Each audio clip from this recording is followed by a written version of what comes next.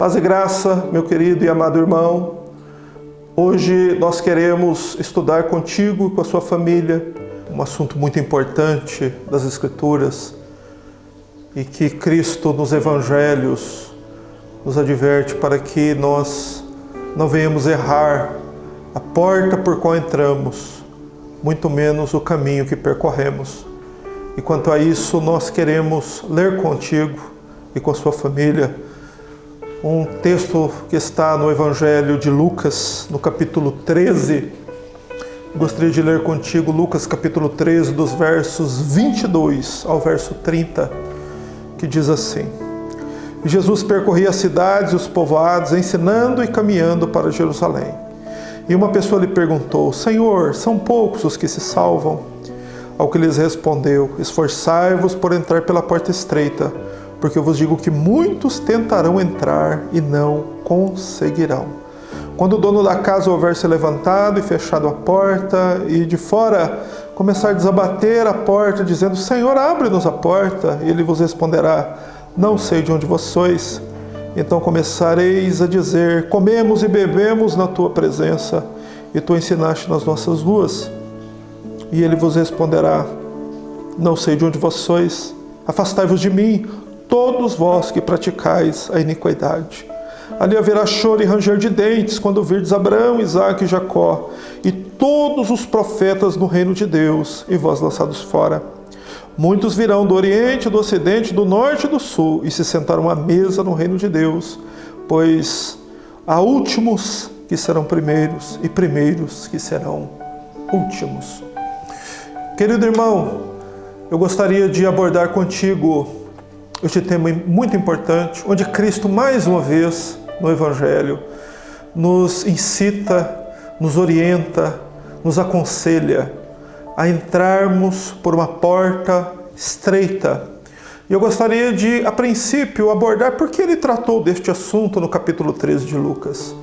Em primeiro lugar, porque no início do capítulo, no verso 1, havia uma discussão entre pessoas que viam um desastre que ocorreu e a morte de pessoas promovidas por Pilatos quando estes iam levar os seus sacrifícios ao templo, e o sangue deles foi então misturado com o sangue dos animais que eles levavam. A Bíblia nos dá pouca informação sobre o que de fato eles conversavam no capítulo 13, versos 1 e 2.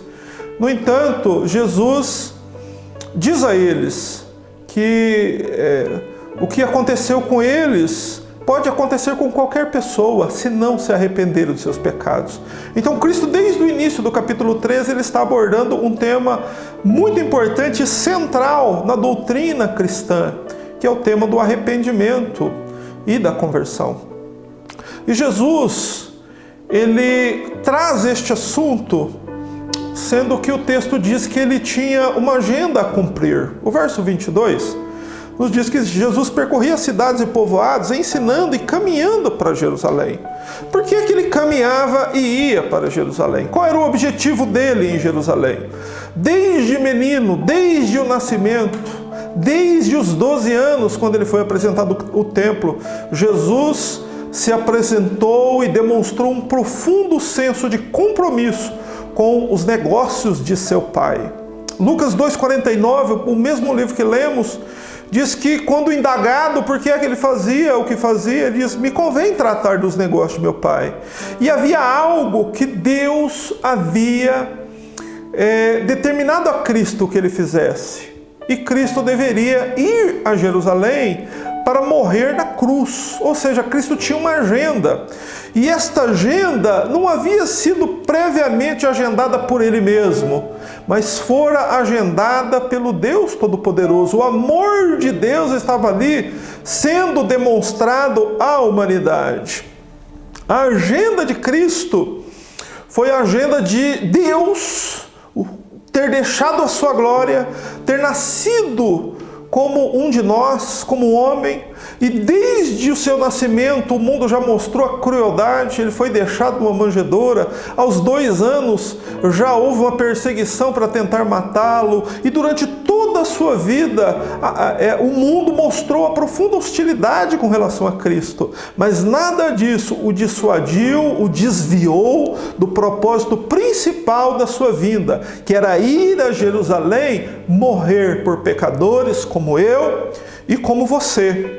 E dentro deste percurso, no contexto do arrependimento que ele havia proclamado no início do capítulo 13, surge ali então uma pessoa.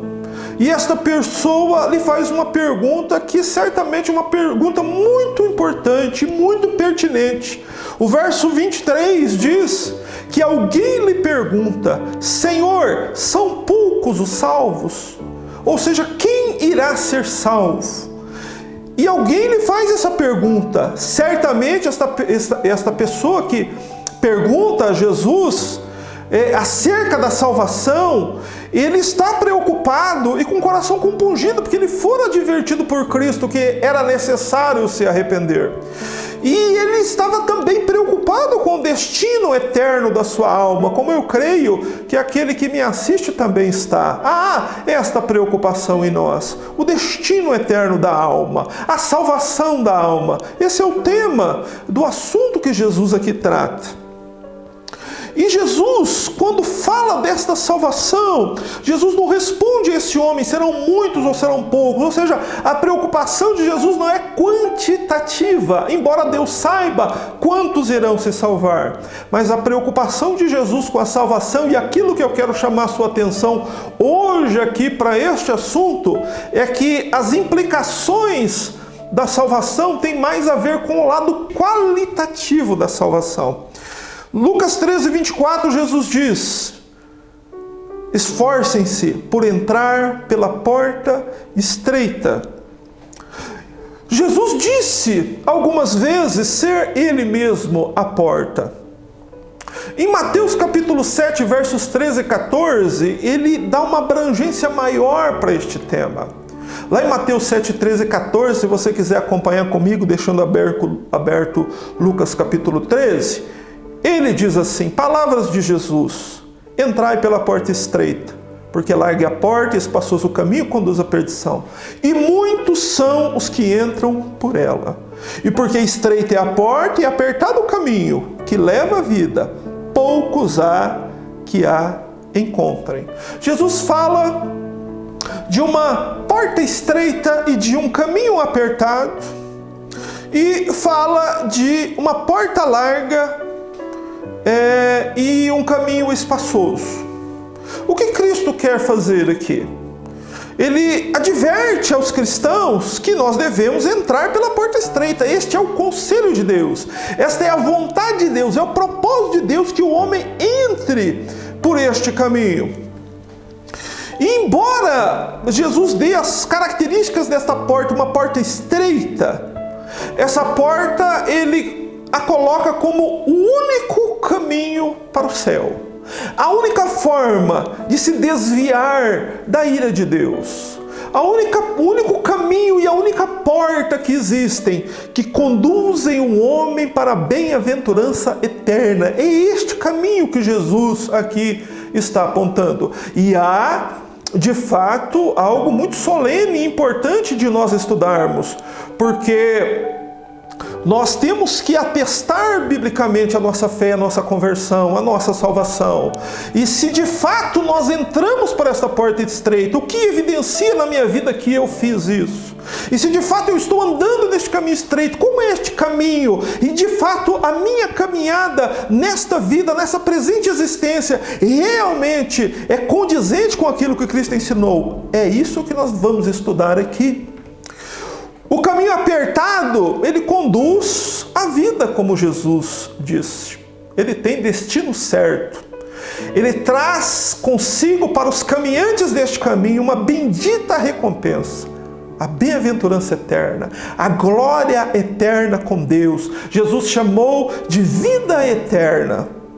Mas ele diz também que poucos poucos há que a encontrem. Este caminho não é um caminho para multidões, nunca foi. Este caminho sempre foi um caminho para poucos. Quem proclamou estas verdades foi o maior pastor e maior pregador que este mundo já viu, e foi Jesus.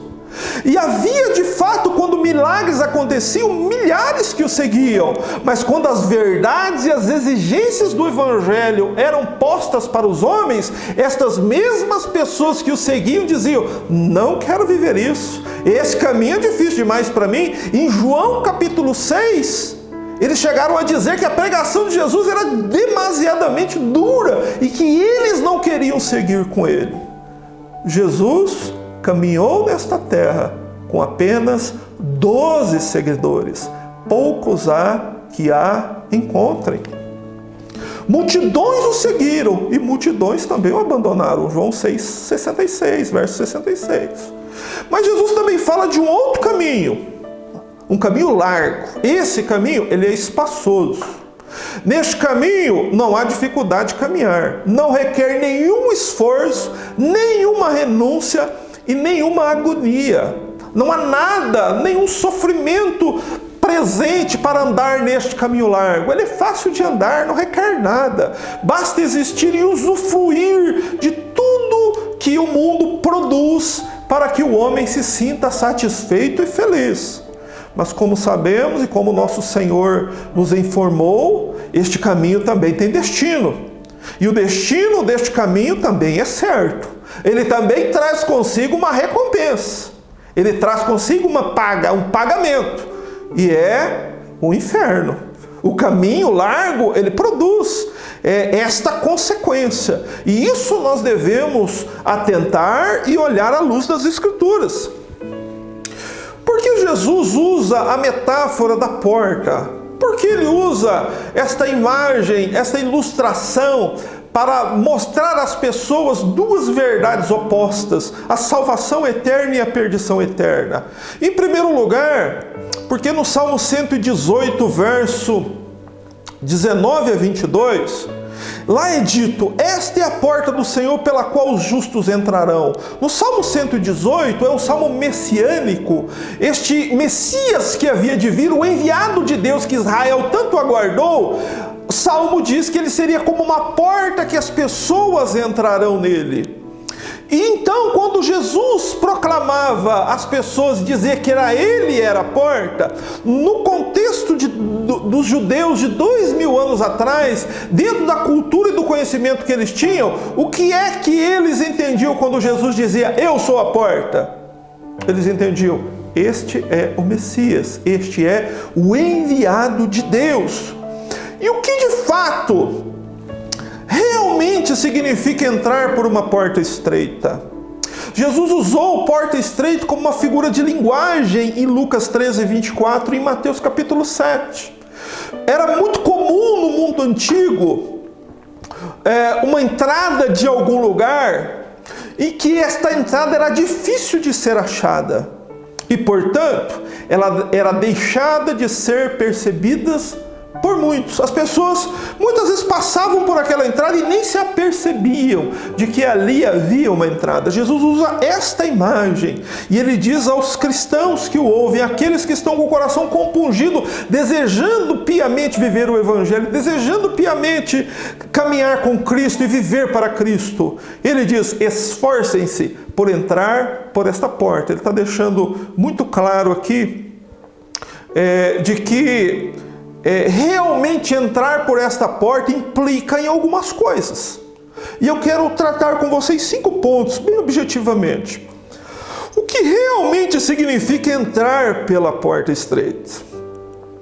Significa, em primeiro lugar, receber um chamado real e pessoal de Jesus Cristo por meio da pregação do Evangelho. Só pode entrar pela porta quem é chamado, não pode invadir nem forçar a entrada. Essa porta só pode encontrar por revelação de Deus. É Deus que chama o homem e diz: olha, é uma porta aqui. E Deus chama o homem para entrar. E Jesus usa, através disso, a parábola do pai de família, que inclusive depois vai fechar essa porta.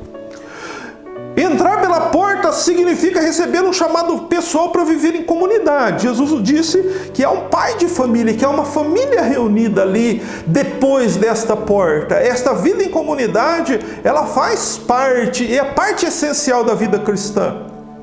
Em terceiro lugar, entrar pela porta estreita significa a renúncia da própria vida e o tomar a sua cruz. Querido irmão, não há evangelho nem céu sem a renúncia desta vida e sem tomar a sua cruz e seguir. Jesus disse isso reiteradas vezes no evangelho. E eu vou citar um texto para você em Lucas 9, 23 e 24. Você vê que ele faz esta afirmação e esta proclamação não como algo facultativo, mas como algo obrigatório a todos aqueles que querem servi-lo. Em quarto lugar, entrar pela porta estreita é receber um chamado para ficar dentro de casa, num ambiente de estrita e estreita comunhão com Deus e com meus irmãos. Entrar pela porta estreita é ter consciência de que em breve esta porta se fechará e que não haverá mais possibilidades daqueles que estão fora de passar por ela. Ou seja, o tempo é hoje. É agora. Se hoje ouvidas a sua voz, não endureça seu coração. Prove biblicamente que você passou por esta porta. Como eu posso provar? Fazendo essas perguntas para mim. Fui chamado? Fui chamado. Eu me lembro muito bem quando Cristo me chamou por meio da pregação do Evangelho. Você nasceu de novo? Nasci de novo. Jesus disse a Nicodemos em João capítulo 3, quem não nascer da água e do Espírito não pode entrar no reino de Deus. Então o novo nascimento não é facultativo, ele é obrigatório e ele faz parte desta entrada neste novo caminho. Você renunciou à vida e o mundo para viver para Cristo, ou seja, você negou esta vida e tomou a sua cruz, então você passou por essa porta. Você está em guerra consigo mesmo, em paz com Deus? Isso é uma evidência fortíssima que você passou pela porta. Eu tenho paz com Deus, prazer de entrar no meu quarto, fechar a minha porta e orar ao meu Deus. Quando eu vou orar, eu sinto tanta comunhão, tanto prazer com este Deus. Isso é uma forte evidência. Mas você está em guerra consigo mesmo, porque a sua carne não gosta de orar, a sua carne odeia oração, a sua carne odeia jejum, a sua carne odeia ler Bíblia. Mas você está em guerra com você, mas está em paz com Deus. Isso é uma evidência clara que você entrou por essa porta. E a quinta evidência é você vive uma doce comunhão com Deus e com seus irmãos, por meio de Jesus Cristo, por meio do Evangelho, e isso é o passar pela porta. E é importante ressaltar de que não estamos referindo a experiências pessoais. As experiências pessoais não atestam a salvação de ninguém.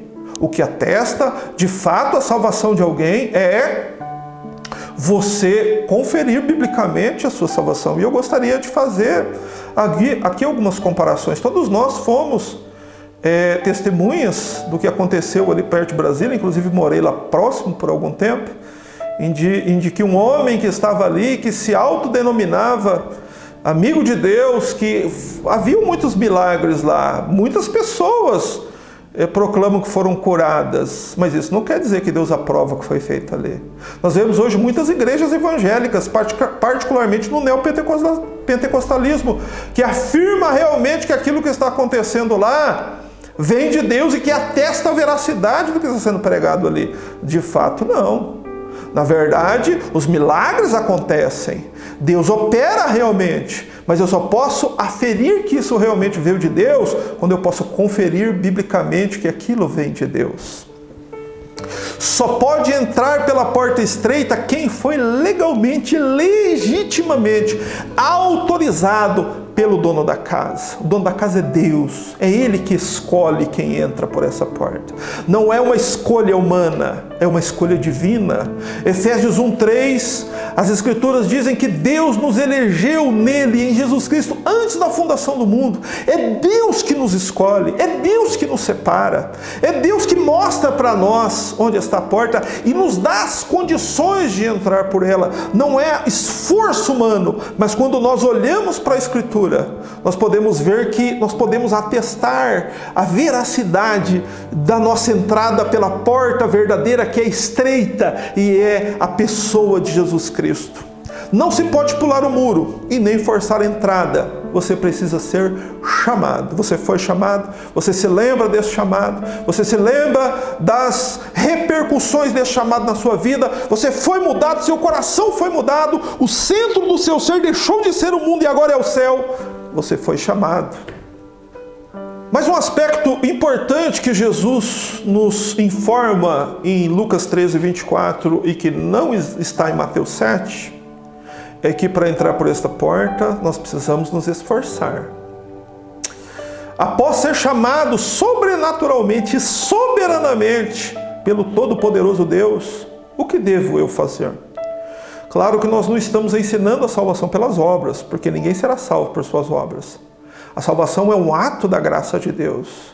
Mas se realmente eu fui chamado, se realmente eu conheci o Cristo da Bíblia, se realmente eu conheci o Deus Todo-Poderoso que está sentado no trono, nada mais neste mundo tem valor para mim.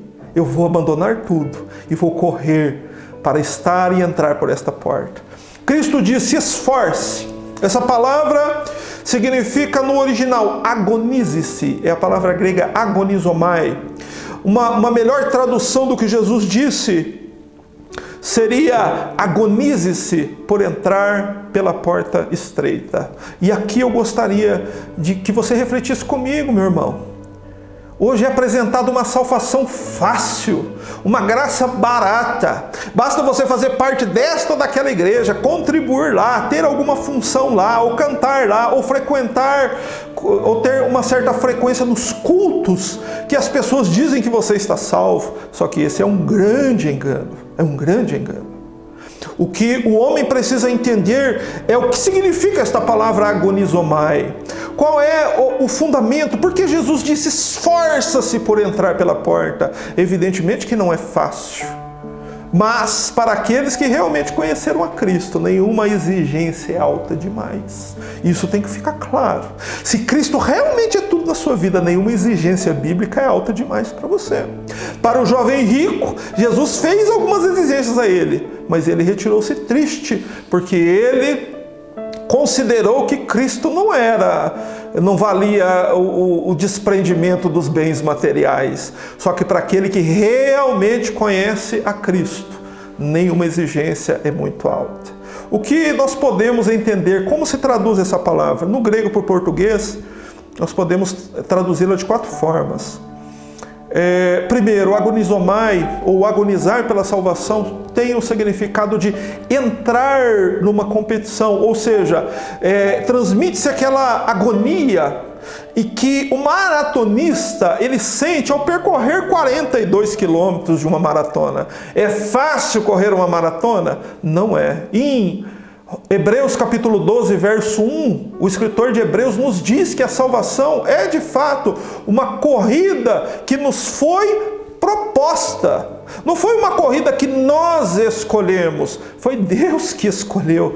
Quem te alistou para esta maratona da fé e da salvação foi o Todo-Poderoso Deus. Um dia Deus olhou para você e te escolheu e te chamou. E nós temos que correr a carreira da fé. Há pessoas que querem a salvação, mas eles querem de um jeito fácil, de um jeito sem exigências. Eles querem o céu, mas querem o céu no caminho largo. Isso não existe, isso é engano, isso se chama graça barata. Isso é uma graça barata. A salvação, ela nos coloca nesta competição e a pessoa correrá com alegria a carreira que lhe foi proposta. Um segundo aspecto desta palavra significa trabalhar arduamente. Agonizomai, ou se esforçar por entrar pela porta estreita, implica em atividade, em ação, em atitude. Agonizar pela salvação tem um significado de um esforço pessoal pelo avanço do reino de Deus. Se realmente eu me converti, se realmente Deus me salvou, eu preciso servir o seu reino, eu preciso servir o meu Senhor. Todo aquele que realmente está caminhando para o céu, ele quer levar junto com ele todos aqueles que ele puder. Se você é uma pessoa assim, você está entrando pela porta. A Bíblia nos adverte a não sermos infrutuosos, nem frutíferos, nem estéreis. Você pode ver isso em 2 Pedro, capítulo 1, verso 8. A Bíblia também nos adverte a não sermos omissos ou ociosos. Mateus 25:30 e Mateus 25:41. Porfiai tem uma implicação de esforço no avanço do reino. Se eu realmente conheço a Deus, se eu realmente creio em Cristo, se eu realmente é para o céu que eu estou indo, eu vou levar muitos comigo. Eu vou anunciar o reino e não terei mais a minha vida por preciosa. Trabalharei arduamente, alegremente por meu Senhor. Um escravo, ele trabalha, mas ele trabalha porque ele é obrigado a trabalhar. Se ele não trabalhar, ele é punido. Um trabalhador formal, ele também trabalha. Muitas vezes ele nem gosta do patrão, muito menos do trabalho, mas ele precisa do dinheiro. O verdadeiro cristão, ele não trabalha por nada disso, nem porque é forçado, nem pelo castigo.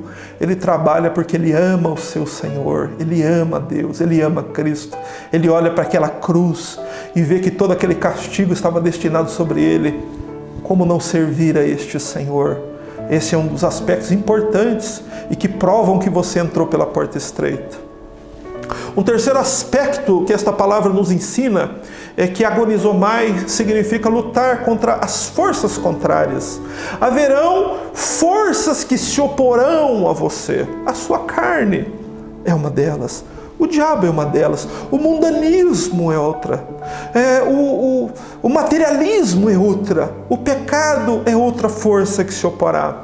São forças que se oporão diariamente. E nós precisamos lutar contra elas perseverantemente e até o fim. Claro, meu querido irmão, não com a nossa força, nós somos fracos, mas há um Deus que nos sustenta, há um Deus que nos ajuda, há um Deus que nos socorre. Se nós estamos andando com Deus, Ele nos ajuda e nos fortalece. Caminhar com Cristo é caminhar na contramão do mundo. Eu não falo o que o mundo fala, eu não assisto o que o mundo assiste. Eu não converso os assuntos que o mundano conversa. Eu não me interesso por aquilo que o mundano se interessa. Eu não me visto como o mundano se veste. Embora não esteja em nenhum momento citando usos e costumes. Mas uma pessoa genuinamente convertida sabe como se veste. Se estou sendo confundido com pessoas do mundo, é porque de fato é porque eu não estou caminhando com Cristo.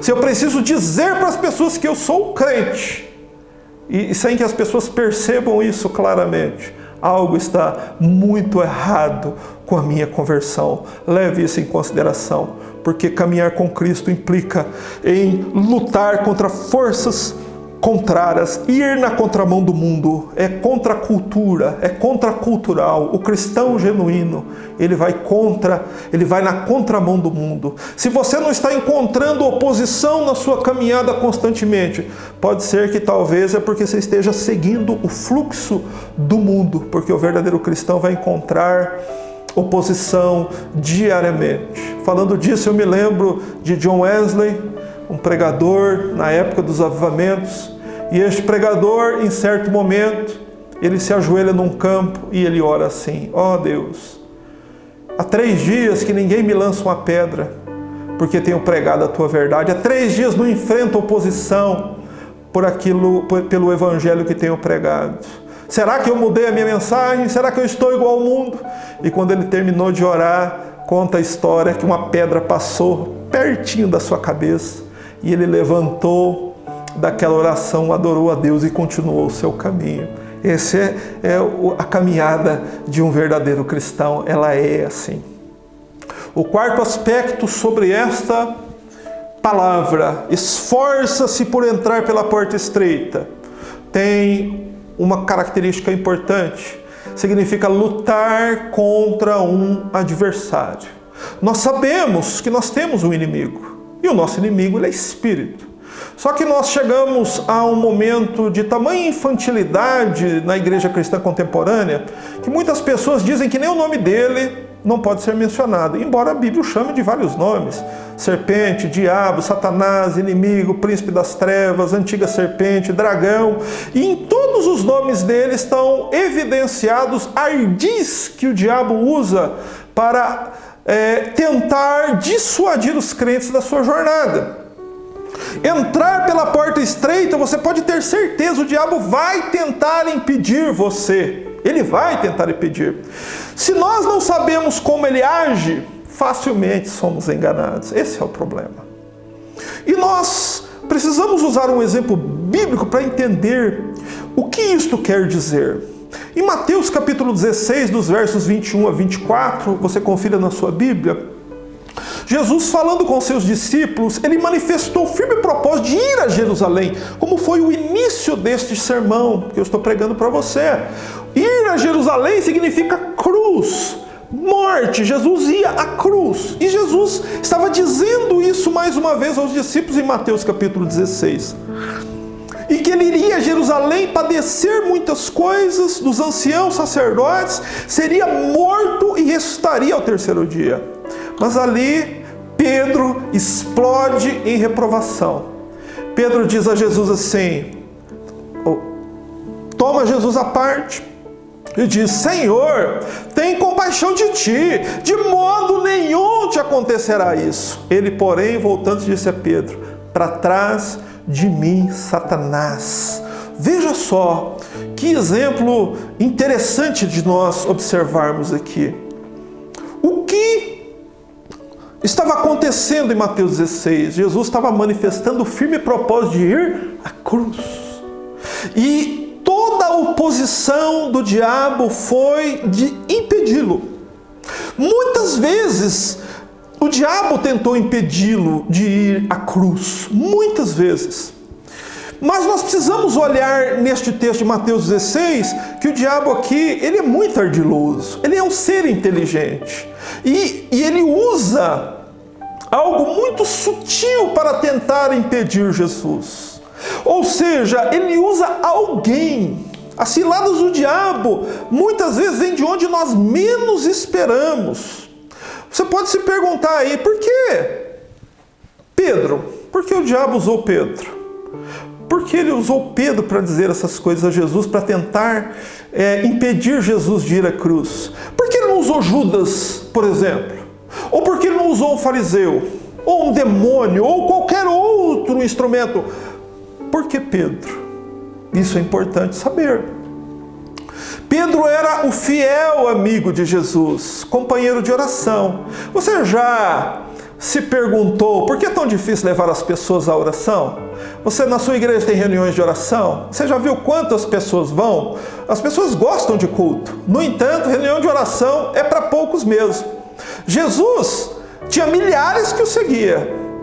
Desses milhares, 12 permaneceram com ele. Mas na hora da oração, quantos iam com ele? Só Pedro, Tiago e João. Você pode ver que a igreja dele era igual a nossa. E Pedro era o homem de oração, companheiro de Jesus, foi levado ao Monte da Transfiguração, era amado do Senhor. Pedro foi um que proclamou de Senhor, eu deixei tudo para te servir. E o diabo usa Pedro para tentar impedir Jesus. E aqui é uma das estratégias inteligentes que o diabo usa, que se você não conhecer isso biblicamente, você é facilmente enganado. Ele vai usar muitas vezes o amigo íntimo, aquele irmão da igreja, talvez até o seu pastor. Ele pode usar a sua mulher, ou seu patrão, ou seu filho. As ciladas do diabo para tentar impedir você virão de onde você menos espera. Para andar com Deus e entrar pelo caminho de Deus, você precisa ter discernimento. Peça a Deus para que Deus te dê discernimento, para que você conheça as astutas ciladas do diabo, como Paulo diz em Efésios capítulo 6, e para que você possa ter discernimento. Jesus discerniu que aquilo que Pedro disse não tinha outra origem senão Satanás. E ele diz apenas: Pedro, para trás de mim. Ele não estava expulsando Pedro. Jesus estava simplesmente refutando aquilo que Pedro havia dito. Qual era a intenção do diabo com Jesus? Que Jesus continuasse seguindo o seu ministério sem cruz. Tira a cruz da sua agenda. Meu querido irmão, toda porta estreita e todo caminho estreito que não tem cruz é falso. O diabo tenta fazer isso. Toda vez ele tentou fazer isso com o próprio Senhor e Salvador. E nós precisamos entender isso. Em Mateus 16, 24, na continuação, quando Jesus reprova Pedro desta forma, Jesus diz assim, ele ratifica, ele reforça isso para que fique bem claro para nós. Em Mateus 16, 24 ele diz: e então disse Jesus aos seus discípulos: se alguém quiser vir após mim, você quer entrar por esta porta? Você quer passar? Você quer estar com Cristo? Quero. Renuncie-se a si mesmo. Tome sua cruz e siga-o. Esta é a exigência mínima do cristianismo. Por isso que Jesus disse que esta porta é para poucos. Toda vez que a cruz era apresentada, o povo ia embora. As pessoas iam embora quando a cruz era dita.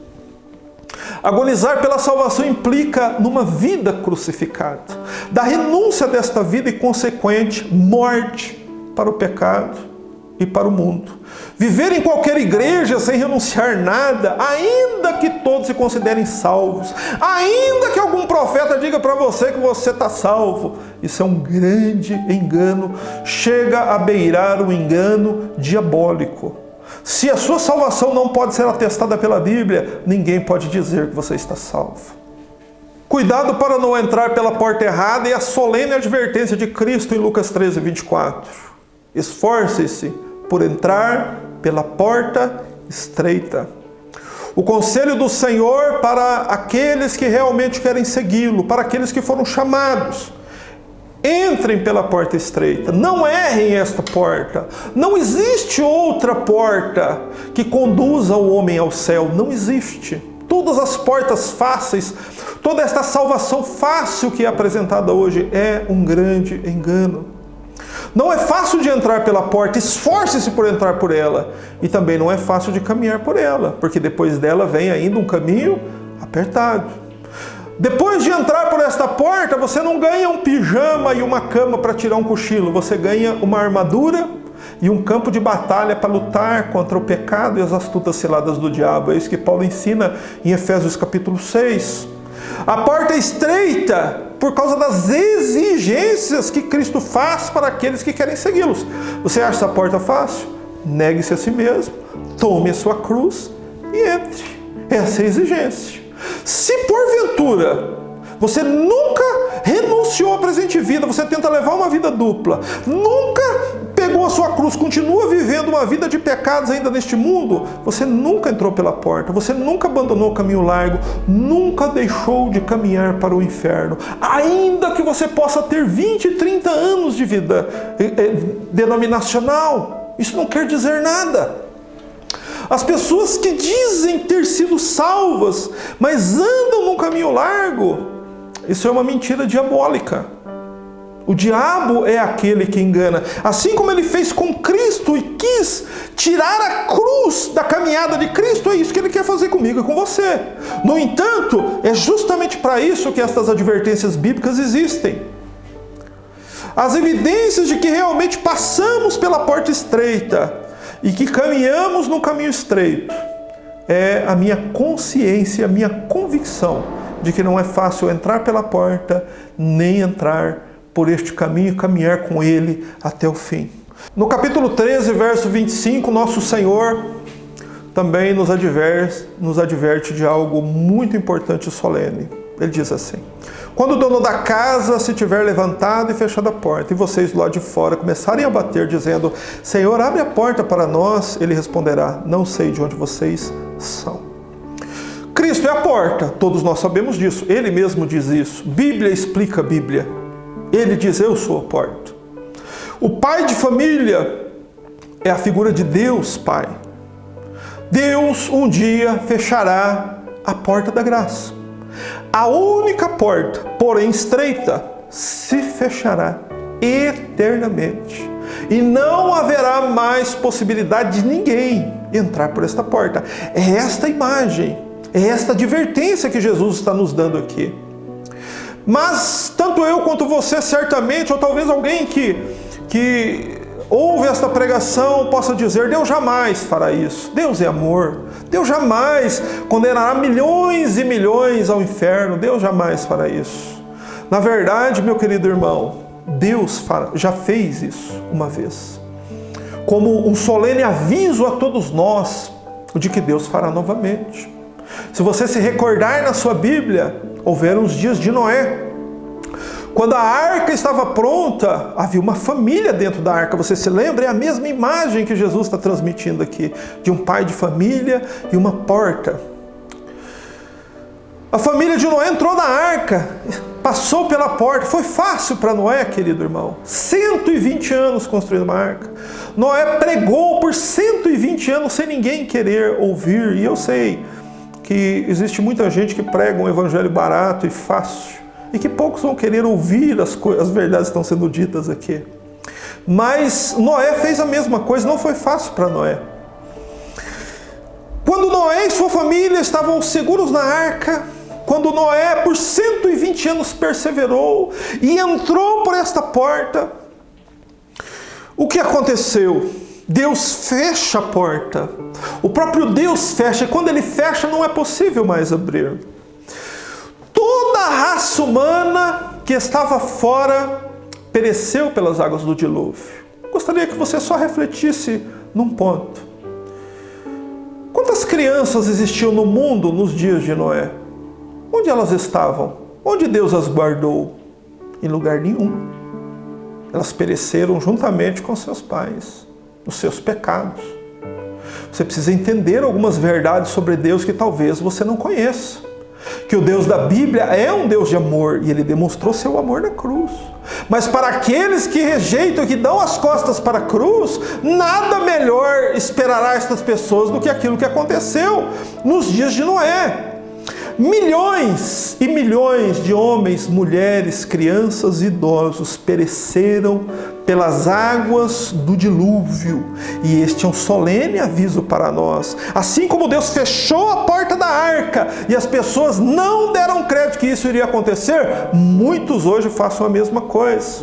Nós precisamos olhar para Noé. Foi fácil para Noé servir a Deus? A salvação de Noé foi uma salvação barata? A pregação de Noé foi uma pregação que precisou ajustar as vontades de homens carnais? Jamais! O homem de Deus, aqueles que verdadeiramente conhecem o Deus que está sentado no trono, temem somente a Deus. Se temem críticas dos homens, não peguem suas Bíblias e preguem. Um dia a porta da misericórdia e do perdão se fechará e permanecerá fechada para toda a eternidade. Gravíssimo. E se isso não move o seu coração, meu querido irmão, se isso não faz com que você se mova do seu lugar e que vá levar o Evangelho, se você verdadeiramente é verdadeiro cristão, ou se não, você diga: meu Deus, eu preciso me ajustar, eu ouvi Deus me chamar e eu quero viver esta vida com Cristo, mas não é fácil e não é barato. No verso 25 ainda, Jesus traz um drama muito contundente para nós. Ele diz assim: quando o dono da casa se levantar e fechar a porta, e vocês do lado de fora começarem a bater, dizendo... Infelizmente, muitos se darão conta que estão brincando com o assunto mais sério das suas vidas muito tarde, tarde demais, como nos dias de Noé, tarde demais. Cristo disse estas verdades àquele público que o ouvia.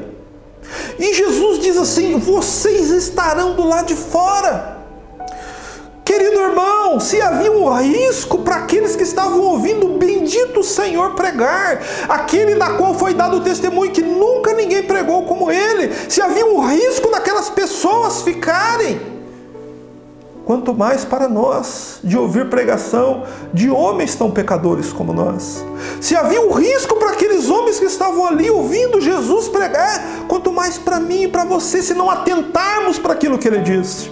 Aquele que nunca ninguém pregou como ele estava ali pregando. E mesmo assim havia uma incredulidade que pairava no ar. Será que é assim mesmo? Será que não existe um jeito mais fácil? Meu querido, as palavras de Jesus são espírito e vida. Nas palavras dele está a vida. A imagem que Jesus dá destes homens é de profundo desespero, batendo na porta. Começaram a bater como se quisessem arrombar a porta. E talvez lá na arca Noé tivesse tido a mesma imagem. As pessoas batendo, nos deixe entrar, mas agora é tarde demais. Agora não há como mais, você não pode mais entrar. A sua oportunidade passou. Esta vida não é um treino, irmão. Você não terá outra oportunidade. Esta vida é a única que você terá para poder ouvir e, na verdade, reconhecer o que você é e o que Deus é. Esse drama é o que Cristo queria transmitir, desse desespero das pessoas perdidas. O Evangelho está repleto de avisos e advertências severas a todos nós, eu e você. Não ande no caminho largo, ele conduz à perdição. Você observa que há algo terrível na mente das pessoas hoje. As pessoas querem Cristo, mas eles querem andando no caminho estreito. Elas querem o céu, mas elas querem o pecado. Elas querem o amor de Deus para viver no mundo, mas todas estas coisas são incompatíveis, são excludentes. Ou você terá uma, ou você terá outra. Você não pode ter as duas coisas, e a Bíblia garante isso. Essas pessoas que batiam na porta continuaram andando no caminho largo e desprezaram as advertências de Cristo, desprezaram a pregação do Evangelho, desprezaram a cruz de Cristo, alimentaram a ilusão, e isso é o que a maioria das pessoas faz, alimentam uma ilusão de que ao final conseguirão escapar do inferno. E quero dizer para você que muitos que estão hoje no inferno pensaram exatamente assim. Jamais imaginaram que com ele iria acontecer. Mas a questão é o desprezo da verdade. Você pode confiar na palavra. Deus é fiel, tanto para te salvar, quanto também para cumprir aquilo que ele prescreveu na sua palavra. Afinal, as pessoas alegam, e eu já ouvi isso algumas vezes, Deus conhece o meu coração. Quando a pessoa diz isso, é uma fuga de si mesmo, é uma fuga de seus pecados. Ele está dizendo que ele tem Deus andando em trevas, sendo que a Bíblia diz que essas coisas não podem acontecer. Isso é uma evidência clara de que a pessoa não conhece nem Deus e nem Ele mesmo. Precisamos conhecer Deus, conhecer a Cristo, o Evangelho, e isso inevitavelmente nos levará a conhecer a nós mesmos. Eu vou te dar 5 motivos porque Deus precisa fechar essa porta.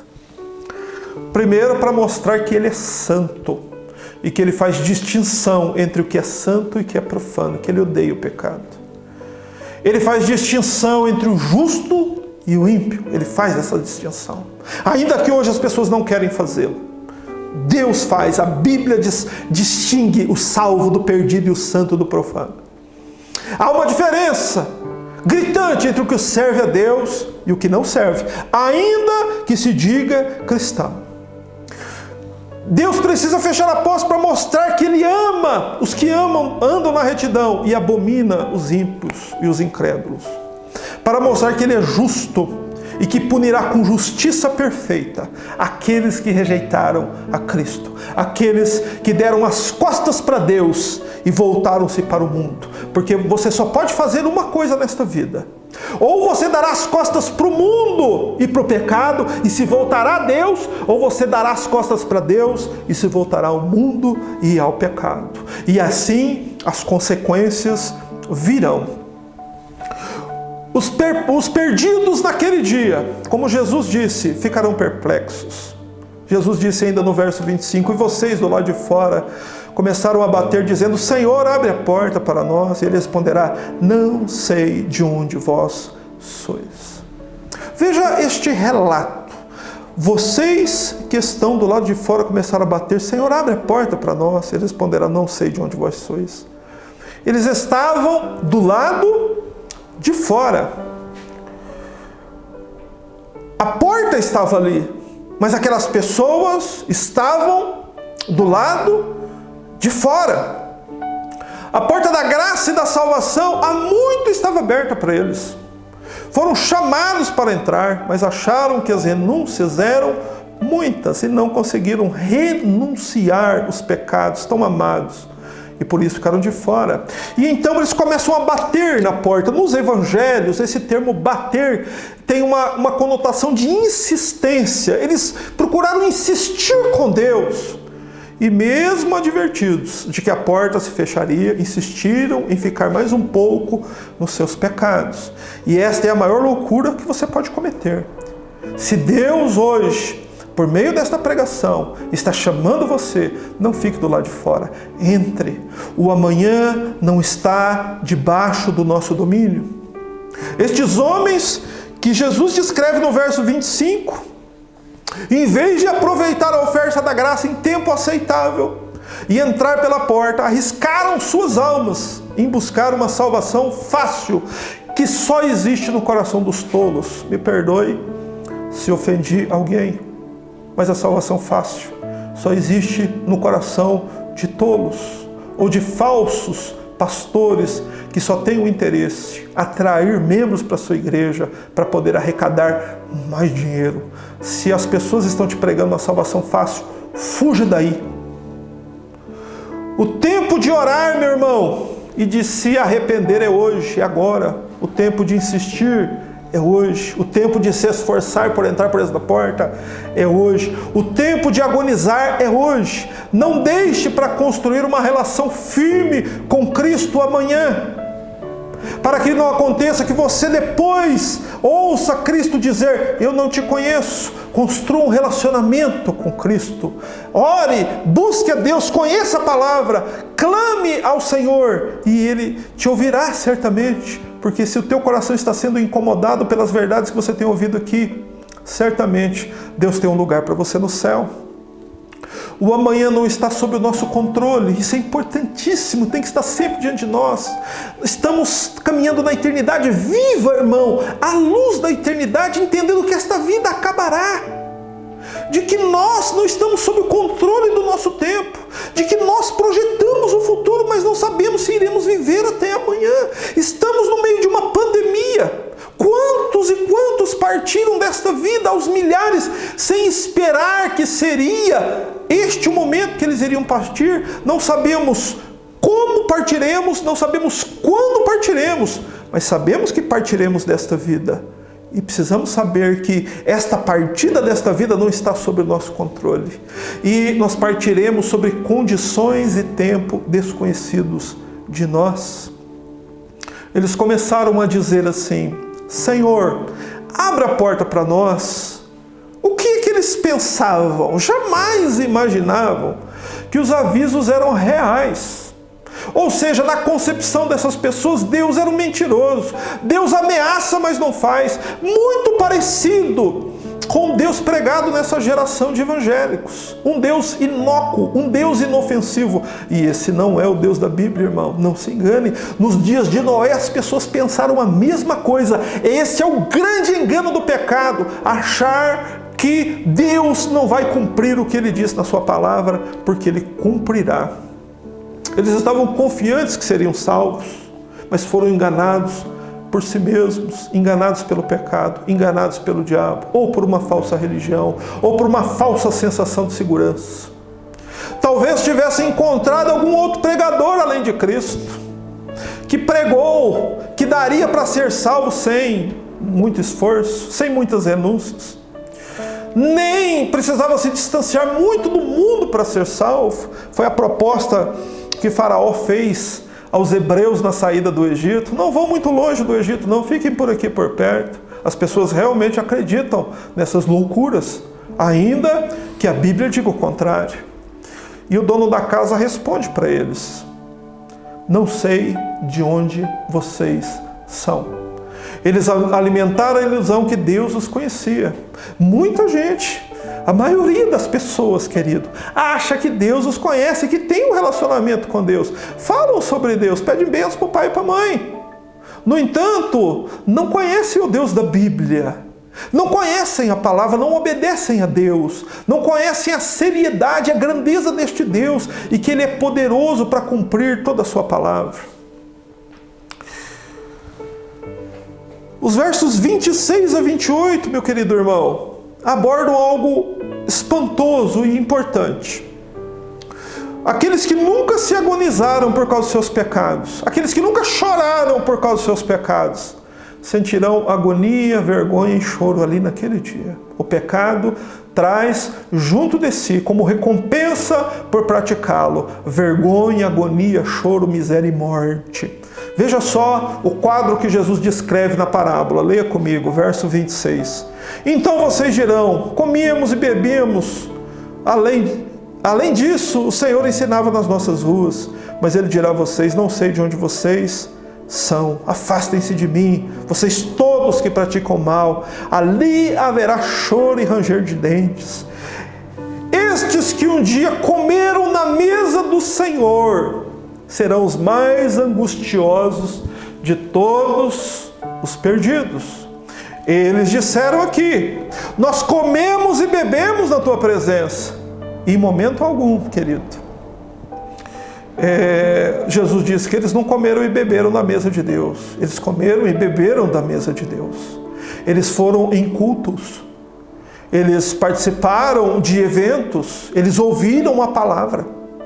Chegaram a cultuar a Deus, comer e beber dele.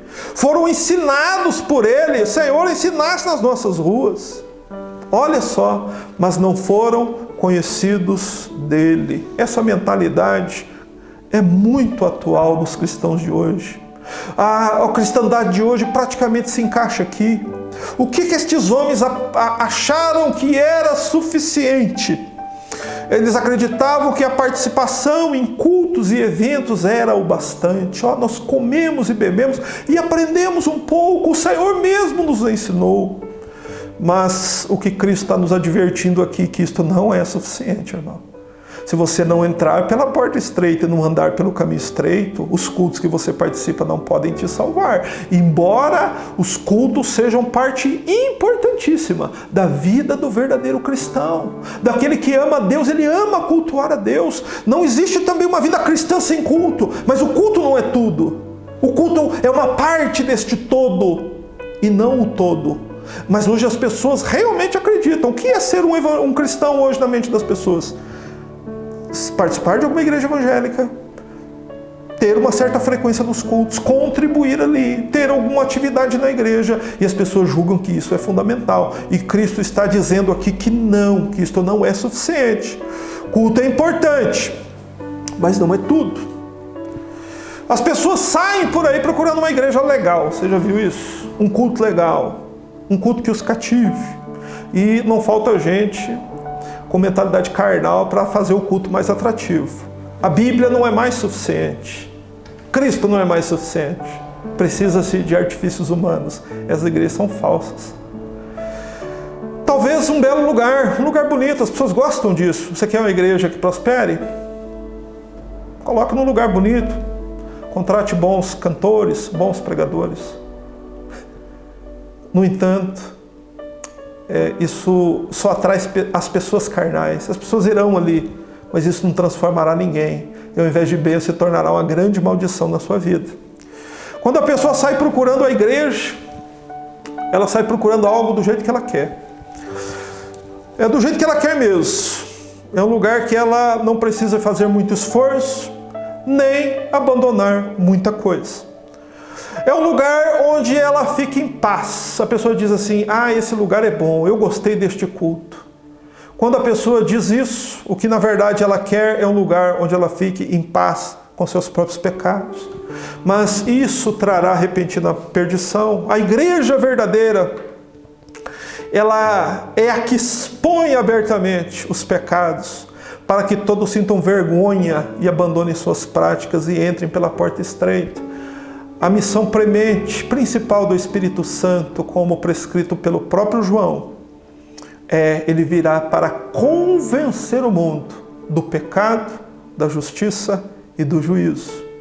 Se os cultos que você tem participado, o pecado não é nem mencionado, os pecados não são expostos, as listas de pecados de Gálatas 21, 1 Coríntios 6 e as que tem Apocalipse não são nem pregadas, você nem sabia que existia, muito cuidado, porque o alimento aí não é o alimento genuíno. Jesus caracterizou estas pessoas que comeram na sua presença como todos os que praticam a iniquidade. Na verdade, eles se autocondenaram, porque eles mesmos afirmaram que comeram da mesa do Senhor e foram ensinados por Ele. Mas mesmo assim, não abandonaram seus pecados. E essa é a causa da sua condenação.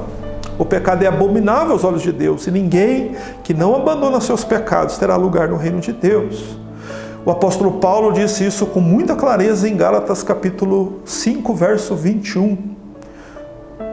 Ele cita uma lista de pecados e diz: acerca dos quais vos declaro, como antes vos disse, que os que cometem tais coisas não herdarão o reino de Deus.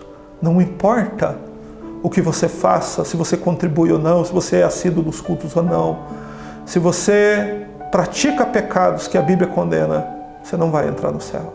Quais foram as consequências na vida destes homens? Jesus diz nos versos 28 e 29, ali haverá choro e ranger de dentes, quando vocês virem Abraão, Isaque, Jacó e todos os profetas no reino de Deus, mas vocês lançados fora. Muitos virão do Oriente, do Norte e do Sul, e tomarão lugar à mesa no reino de Deus. Ali será o lugar do choro.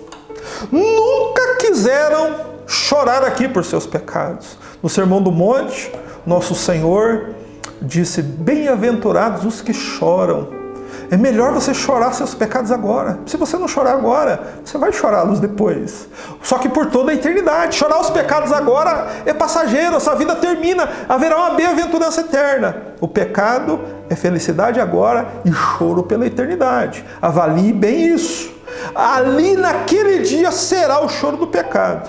Essas pessoas lamentarão naquele primeiro dia a vida que tiveram e porque rejeitaram os avisos. O pecado é o que existe mais enganoso em todo o universo. Ele promete prazer e alegria aqui agora. Você pode saber disso, todos nós sabemos. Mas ele omite o seu pior efeito. Suas consequências são eternas, são terríveis. E a alegria do pecado cessa rapidamente. Todos nós já pecamos. A Bíblia diz que todos pecaram e destituídos estão da glória de Deus. Romanos 3, 23. No entanto, nós sabemos que o choro do pecado é perene. Jesus diz que o lugar para onde essas pessoas que ficaram para fora da porta foram é um lugar de choro e ranger de dentes, um lugar de choro perene. O pecado é como um anzol lançado no rio. Vem envolto por algo aparente, algo que parece saboroso e gostoso.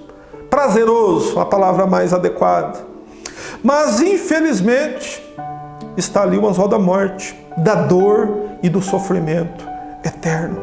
Muito cuidado com o pecado, meu irmão. Embora o mundo mudou, embora as igrejas mudaram, o modelo evangélico no mundo mudou, o pecado não mudou. Ele continua tão grave quanto nos dias que Jesus proclamou esse sermão. Aqueles que mesmo conhecendo os terríveis efeitos do pecado, eles permaneceram saboreando seus pratos. Assemelham-se a Esaú, que trocou a primogenitura por um prato de lentilhas. E a Bíblia chama Esaú de profano. Ao invés de comer da mesa de Deus, ele quis comer da mesa do diabo. Nós vemos o exemplo oposto em Daniel. Daniel, jovem, vivendo na Babilônia, ele rejeitou a mesa do rei, porque Daniel sabia bem de que mesa comia. De qual mesa temos comido? Isso faz toda a diferença. O que os perdidos verão naquele dia?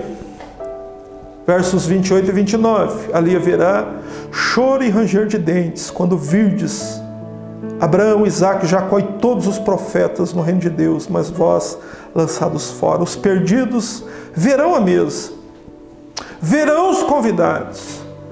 Eles poderão ver a glória, mas serão lançados fora. Comeram da mesa de Cristo, mas preferiram a mesa do pecado, a semelhança de Esaú. Muitos virão do mundo todo, dos 4 cantos da terra, todos esses que entraram pela porta estreita e andaram no caminho estreito, eles têm um lugar na mesa de Deus. Há só 2 mesas, meu querido irmão, e isso é muito forte, e eu creio que se você está me ouvindo até agora, é porque você se acostumou a esses termos fortes. Ou você estará eternamente na mesa de Deus, com Abraão, Isaque e Jacó. Ou você estará eternamente na mesa do diabo, com o diabo, o anticristo, a besta, o falso profeta e todos os demônios. Numa destas 2 mesas, você estará por toda a eternidade. Por isso Jesus diz assim: esforça-se, entre pela porta estreita. E há uma pergunta com a qual quero encerrar aqui para que todos reflitamos. E nós, eu e você, onde estaremos naquele dia? Baixe sua cabeça, vamos orar. Pai Santo, nós oramos a Ti nesta tarde. Meu Deus, conscientes de que somos fracos e pecadores. Ó Senhor, sabemos que por Tua graça e misericórdia esta porta está aberta. Meu Deus, e que todo aquele que hoje, ó Deus, ouvir o Evangelho e for chamado por Cristo, ele pode entrar por esta porta.